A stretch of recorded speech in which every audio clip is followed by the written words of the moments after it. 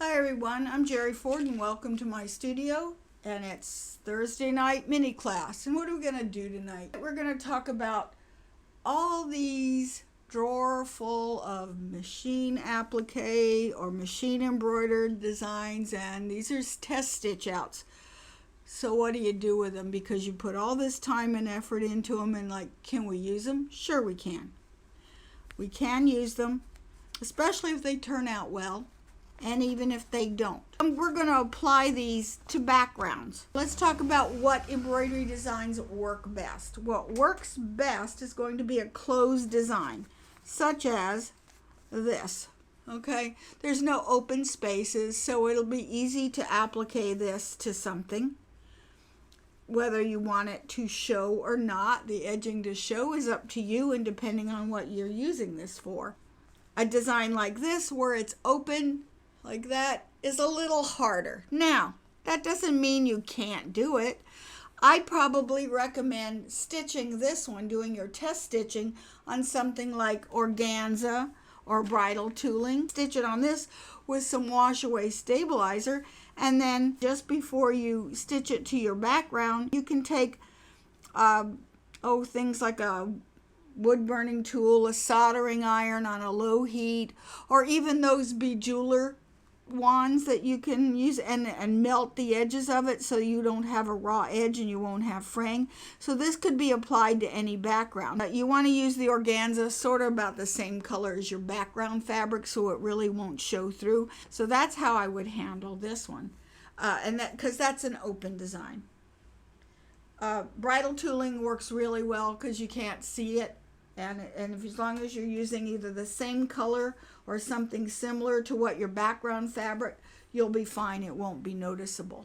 Doing a freestanding lace works very well to apply it to a different fabric. Let's talk first about these designs, okay? Now this one is a good one.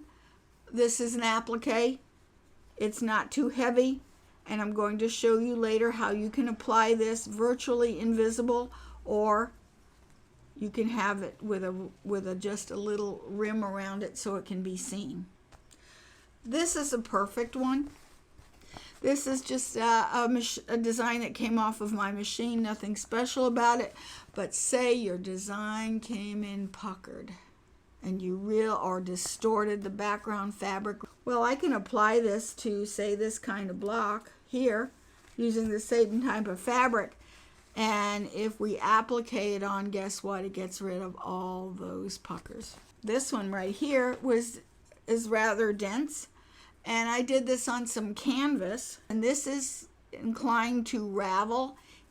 It won't turn very well, although you could, but it'll make it kind of bulky. But this would be cute if I trimmed it all the way around, then went, after I'm done, take a toothbrush and fray the edges of it. It gives it a nice textured chenille type edging on it. And this is from a design that we did in the IQ designer class.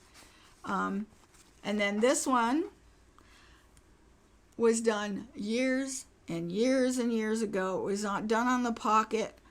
And it's one of my husband's beloved ones, and I'm going to put it on a t-shirt, and I'm going to even put it on a t-shirt that doesn't match, so it can be applied to a knit as well as to a woven. Doesn't matter. Okay, so some things that you're going to need.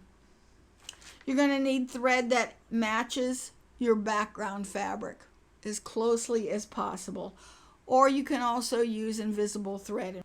You're going to want to have a Teflon pressing cloth. This one is a fusible interfacing, so you can use that. Or this one is a no-show mesh, which is a stabilizer for knits.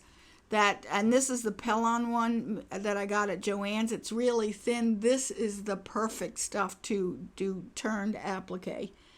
And then, of course, it helps to have a little bit of fusible web. If you know that you're going to be applying this, you can actually use a fusible thread in your bobbin, and it will help fuse it. Is it good enough on its own? No. I have found with putting it in the dryer, that's going to tend to come off. But it is a good thing to use whenever you're just trying to applique your piece onto your background fabric. It helps to hold it. And I've used it before to mixed results. It actually depends on the design. A design like this one, where you see a lot of the bobbin thread, that fusible would work very well. The first thing you want to do is you want to remove all of the tearaway stabilizer, or cutaway, as close as you possibly can to the stitching. It also helps to have a nice sharp pair of scissors, because I couldn't get all of this away too closely, so I can use this to help take out these little bits. Okay, and trim any of the dark threads that might shadow through on the front. Okay, then you want to take a pressing mat, and it really does help to have one of those woolen pressing mats. Lay it face down, and it helps. This is the one time you're going to want to use steam and flatten this design as much as you can.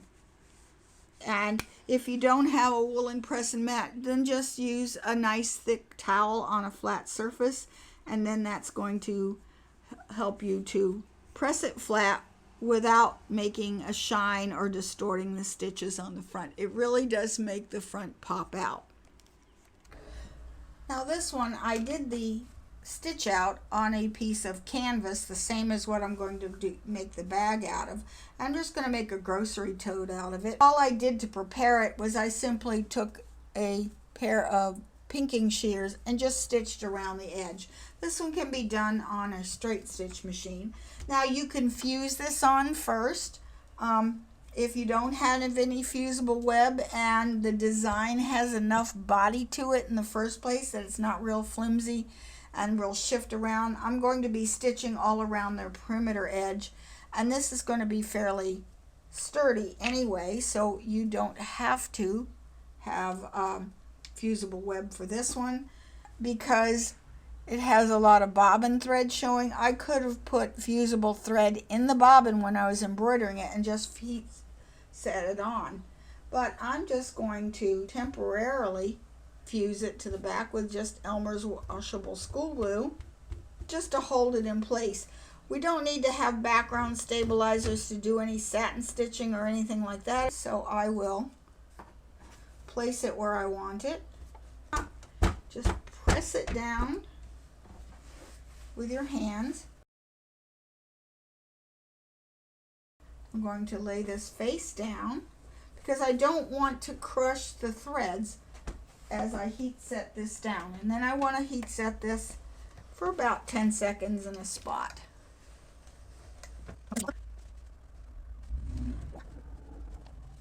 Okay, it's fused well enough. Is it fused permanently? No, the minute it hits water, that basting is going to go away. So I'm going to just start at a spot, and I think I will go just outside of this candle wicking stitch to hold it on, and I'm just going to use a straight stitch and just stitch along the edge.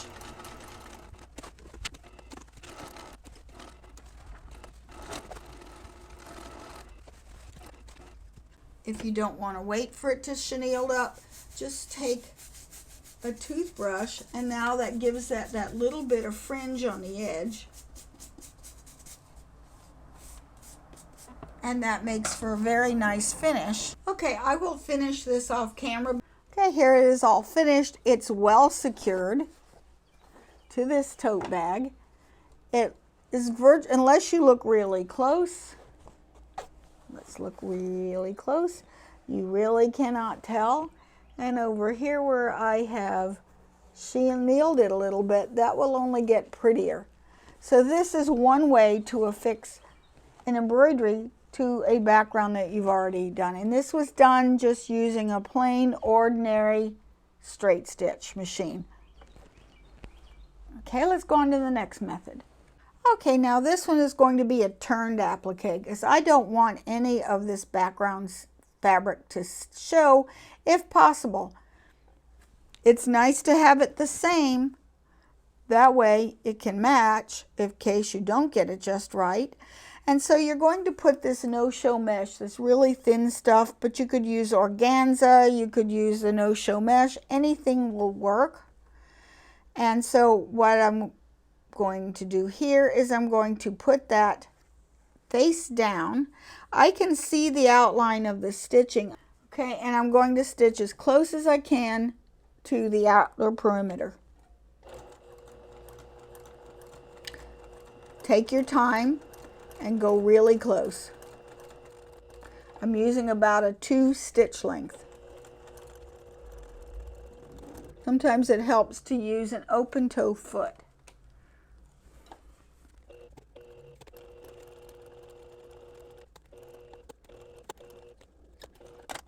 Okay, it's stitched all the way around. If you wanted this to fuse on, you would use this as fusible interfacing, and the nubby side is the one that's got the fusible on it, and you would place the nubby side against the front of the applique, and you'll see why in a second.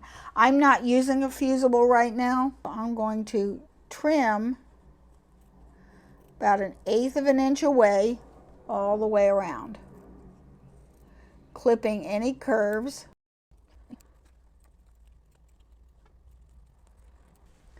I'm going to clip all of my corners and my curves. Clip close to the stitching line, but not through it. And I have some curves here.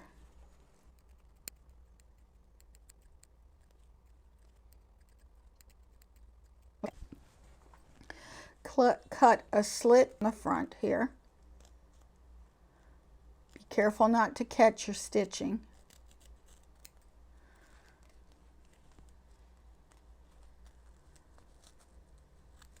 Okay. And use this to turn your applique. Being careful not to tear it, because this can tear if you're too rough. Let's see, I can pull that way to the back.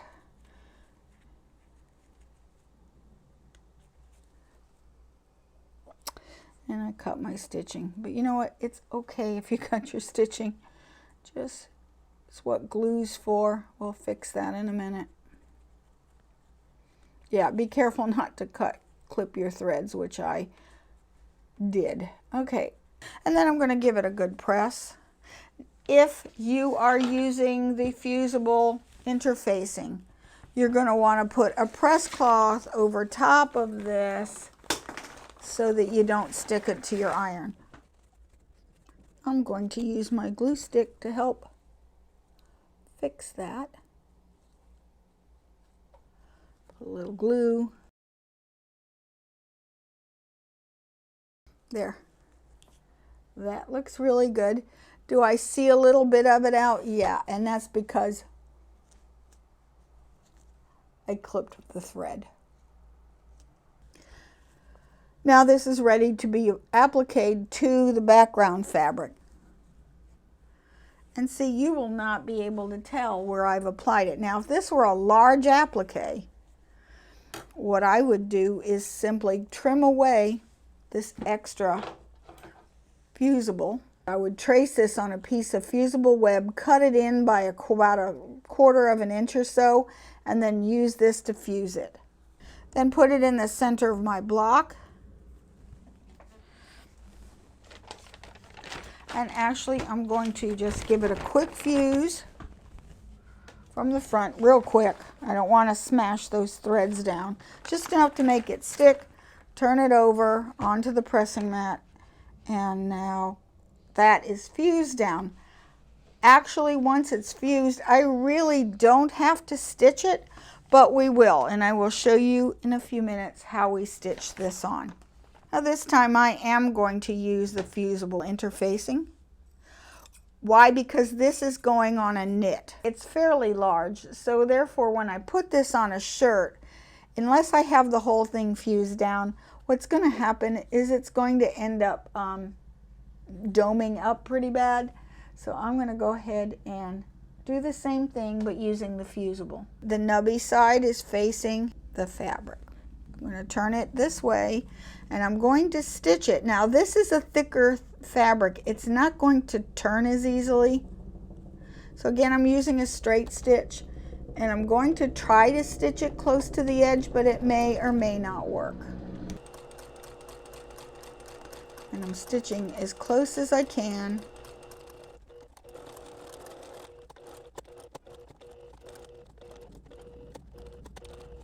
Okay. Same thing. I'm going to, this is a knit, going to go a little more, a generous 1/8 of an inch, still rather small.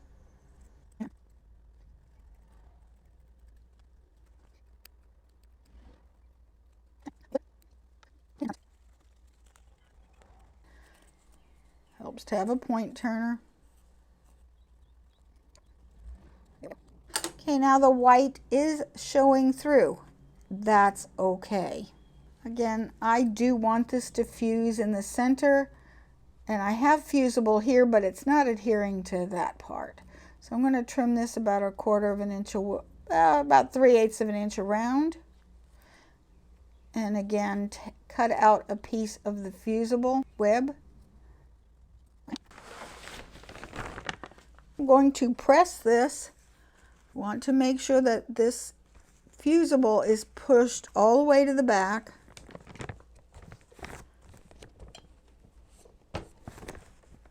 And just take an iron along the edge. Okay, now that's going to leave some white there, and that's fine. And I'm going to once again trace this out.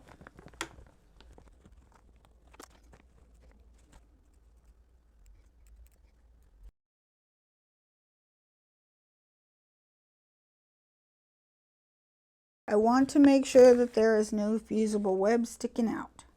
I'm just having more fusible on this one because of the fact this is going to adhere to a knit. And once again, I'm going to put the Teflon mat, give it a quick fuse, let that cool. Okay, and now we're ready to apply this to our shirt.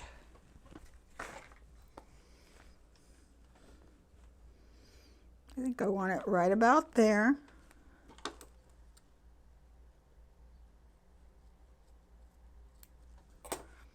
Like that.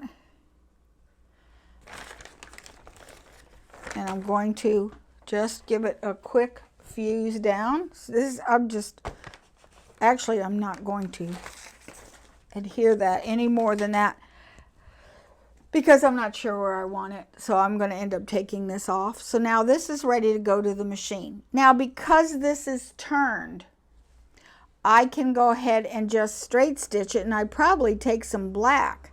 Just stitch along this edge, and now that gives that a nice piped look to it.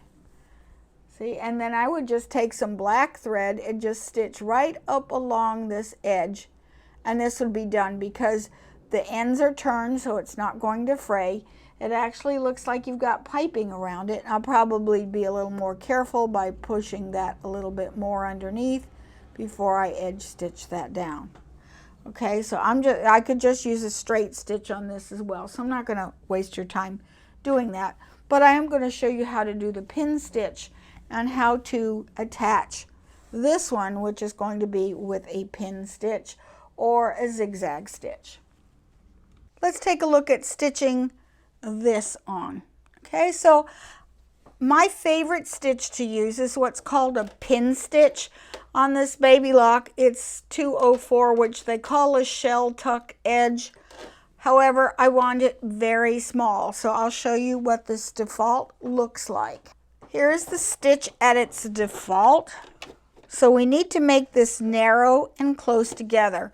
Right now the stitch length is a 4.0 wide and 2.5 millimeter long, and it's also facing the wrong way. So I'm going to, yeah, see, that's too big. See how big that is? I want it much smaller. So I'm going to bring this width down till it's maybe 1.5, and the length is way too long. I'm going to put that also at 1.5. Let's see what that looks like. Okay, let's go a little lower, a little closer together. I've got the stitch length at 1.0. Makes a nice tiny stitch. Okay, there's the stitch close. But the problem is it's going the wrong way. Now, I would have to go to the other side, but this machine, I'm lucky that I can mirror image it. So now I'm going to have it stitch this way. Okay, now it's going the right way. Let's take a closer look at this.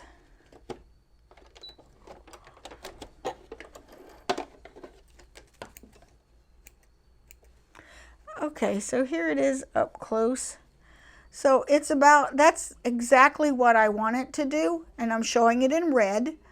And another stitch you could use is the blind hem if you don't have that. And the blind hem looks like this. Again, I would take my width as small as it would go, and my length at maybe 1 millimeter wide, and let's see what that looks like.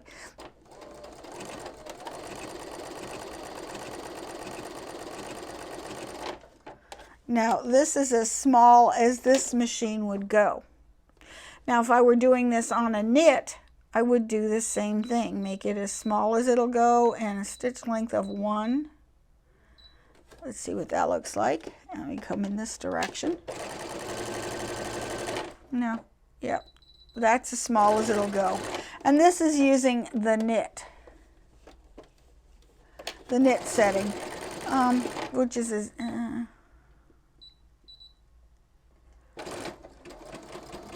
gives me a slight zigzag, but not really much of anything. This one would not be my choice. See, this is the blind hem with the zigzag, which would work on that knit shirt rather well. And this is it using this regular blind hem. I actually prefer this one, and I'd probably go even smaller. So let me just show you what it would look like on just a small portion of this. Okay, I like to use an open toe foot so that you can see where you're going. This I would use thread to match my background fabric. And I want to position the right swing of the zigzag so that it is right along the edge of the fabric, and so that it simply will grab just a tiny bit. And even in red, let me make that a little longer stitch length. There, I've got my stitch length at 1.2 and my width at 1.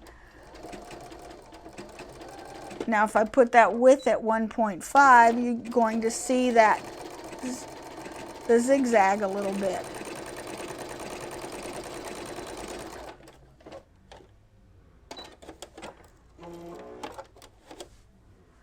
See here, it is at 1.5. I like it at 1 because it really doesn't show very much, and it just shows a line along the edge. And see, that's going to work rather nicely. So let me change this thread over to a light blue.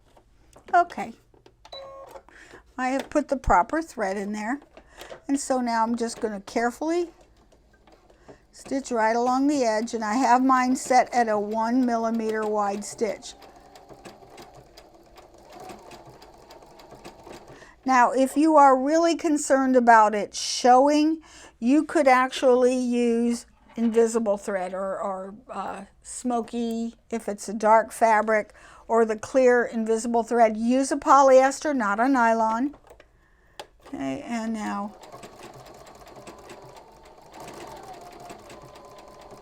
and then just stitch around. This is also a good time to use the pivot feature on your machine, if you have one.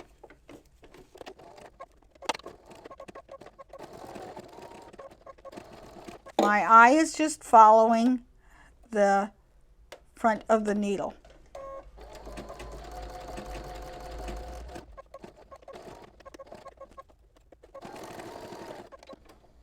And it does a lock stitch to seal it.